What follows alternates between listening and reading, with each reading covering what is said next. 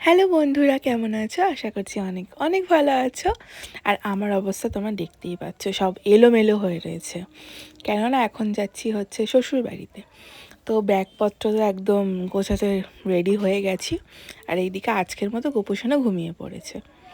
তো এখানে আমি ব্যাগে যা যা লাগবে সব নিয়ে নিচ্ছি। তার মধ্যে আমাদের নিমন্ত্রণ রয়েছে, সব কিছু একসাথে মিশিয়ে মানে এখন তাড়াতাড়ি করে বাড়ি যাওয়ার পালা। তো এটা হচ্ছে কার্তিক পুজোর আগের দিনকার।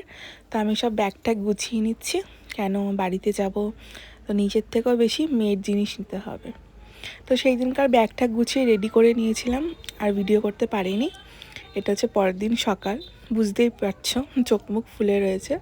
তো এখন সকালবেলায় চা খাচ্ছি, তো এরপরে খাওয়া দাওয়া করে বেরিয়ে পড়বো, আর টাইম পাবো না।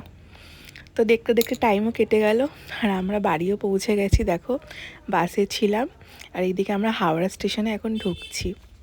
তো মাম্মা দেখেছো এখানে কত খুশি, ও বুঝতে পেরেছে বাড়ির রাস্তায় আমি চলে এসেছি। তারপর তো পাপাকে দেখতে পেয়ে আর কি চাই, এর থেকে খুশি আর ওর কিচ্ছু নেই। তো তারপরে তো গিয়ে সোজা চলে গেছিলাম ময়দানে, কেন মার্কেটিংয়ে কিছু বাকি ছিল, কেন কার্তিক পুজো ননদের বাড়িতে ছিল, আরও মানে নেমন্তন্ন ছিল, তো কেনাকাটি করতে চলে গেছি।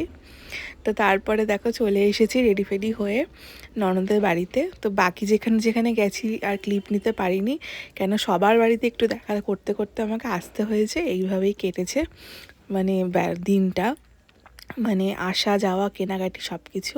তো এই ছিল ননদের বাড়িতে যাওয়া, ঘুরতে মানে ঘোরাফেরা, খাওয়া দাওয়া, কার্তিক পুজো। তো ননদের বাড়িতে কমপ্লিট। তো তোমাদের আরেক জায়গায় আমি কার্তিক ঠাকুর দেখা গেছিলাম, এক জায়গায় ক্লিপ নিতে পেরেছি। তো যাই হোক, দিনটা আজকে খুব ভালো কাটলো। আর আমার মিনি ব্লগটা কেমন লাগলো অবশ্যই জানিও।